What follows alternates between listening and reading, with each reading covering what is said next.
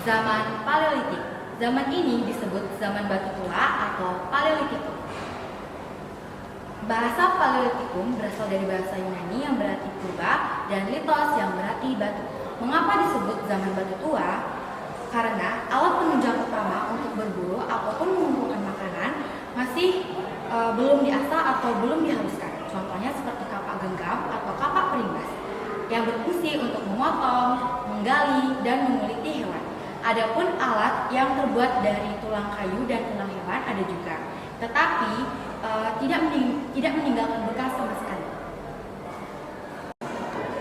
Masa ini diperkirakan munculnya manusia purba pertama yakni sekitar 12.000 tahun yang lalu. Ada kala Pleistosen. Manusia purba yang hidup pada masa ini diyakini tersebar di berbagai tempat di muka bumi. Dia teman tulang-tulang seperti Homo erectus menjadi penguat di adanya keberadaan. Di Indonesia, pada masa ini hidup manusia purba jenis Pithecanthropus atau Homo erectus dan Pithecanthropus, kemudian Homo. Penemuan berbagai jenis manusia purba ini tak terlepas dari penelitian yang dilakukan oleh ahli paleontologi Belanda. Di antaranya ada Eugene Du Bois dan von Konigsmark. Cara kehidupan sosial ekonomis. Sampai 12.000 tahun yang lalu, manusia hidup dengan cara berburu dan mengumpulkan makanan. Nah, pada masa ini, hewan dan tumbuhan telah hidup secara merata di bumi, kala Pleistosen sampai Holosen.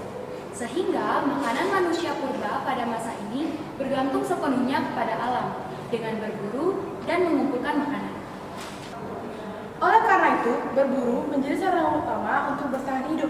Sejak Pithecanthropus sampai Homo sapiens bersifat berpindah-pindah dari satu tempat ke tempat lainnya atau disebut dengan nomaden, mengikuti gerak hewan, buruan, serta sumber air.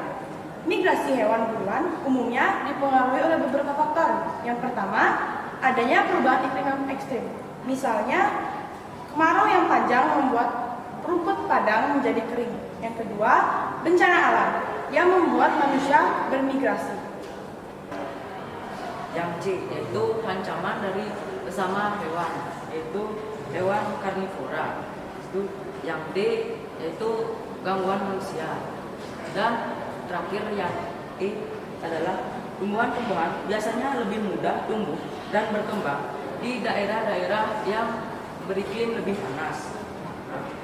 Itu yang membuat hewan-hewan pemakan tumbuhan herbivora ikut berimigrasi, mengikuti imigrasi tumbuhan-tumbuhan itu. Migrasi hewan herbivora ini dengan sendirinya membuat hewan-hewan karnivora ikut berimigrasi juga.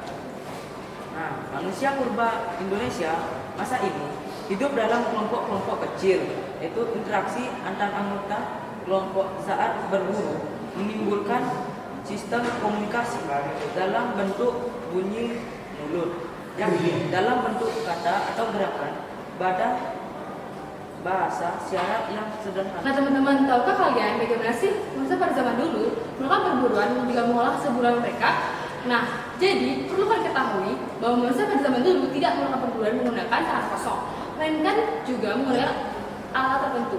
Nah, alat ini biasanya dikembangkan sesuai dengan perkembangan otak mereka dan juga masih bersifat sederhana.